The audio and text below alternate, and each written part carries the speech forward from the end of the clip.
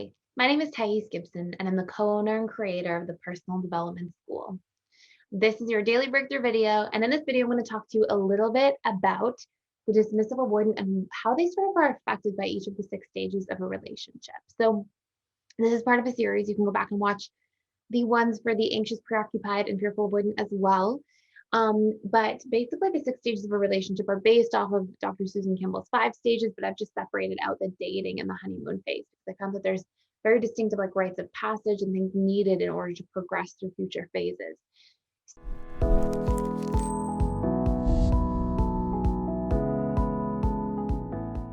So the 6 stages are, if you're not already aware, the dating phase, the honeymoon phase, the power struggle, followed by the stability, commitment, and bliss phases.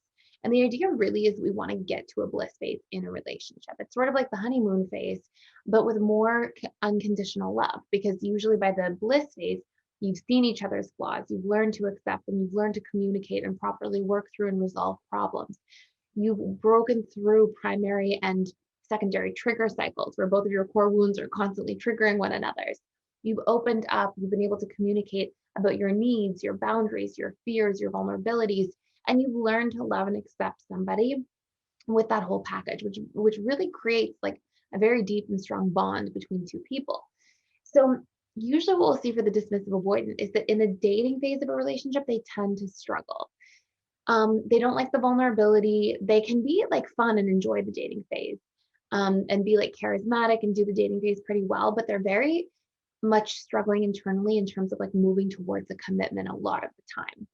In very rare cases, sometimes we'll see dismissive avoidance sort of chase after fearful avoidance. Fearful avoidance is more in their avoidance side, because their fears are more pronounced sometimes in the dating phase, which can happen in certain cases.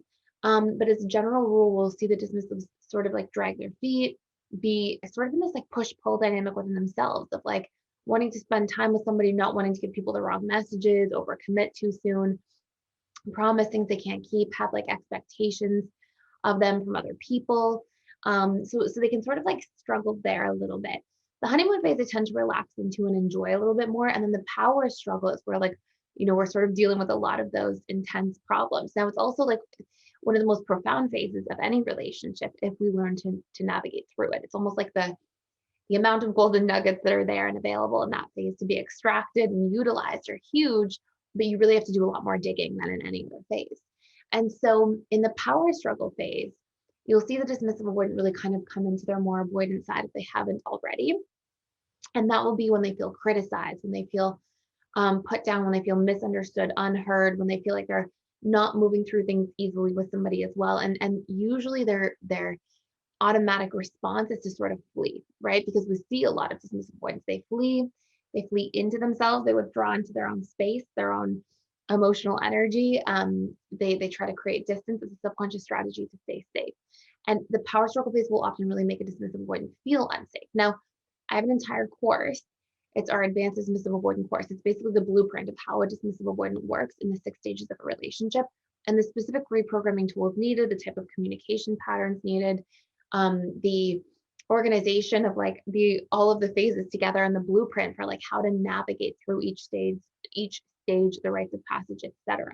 I will put a link in the description box below for that course with a coupon code if you want to check it out. But as we go along the different stages, you'll see in the power struggle phases where they often will leave the quickest. Um, and the important thing to understand about the dismissive avoidant is that part of the reason they leave is they don't believe that it's possible a lot of the time to work through conflict. Usually they don't have modeling for that. Things are swept under the rug. They don't know how that would happen or what it looks like. And so when they start feeling a buildup of emotions or resentment or lack of resolution, they're like, this doesn't feel good. And as a subconscious strategy to flee their own negative feelings that they're trying to escape from, they push away somebody in a relationship dynamic, which can happen quite often. So that's that phase. And then we move into the stability phase. If a dismissive avoidant moves to the stability phase of a relationship, they tend to thrive. They tend to like really come alive, feel really good, feel really connected in this phase.